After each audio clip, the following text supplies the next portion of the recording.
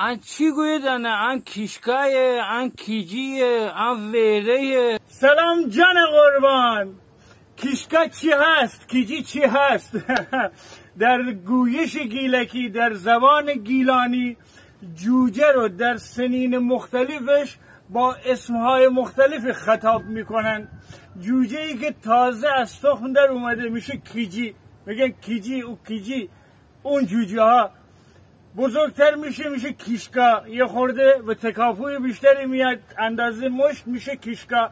یک کمی دیگه بزرگتر میشه کبابی، تقریبا دیگه میشه گفت قابل خوردنه، همون جوجه میشه اسمش کبابی.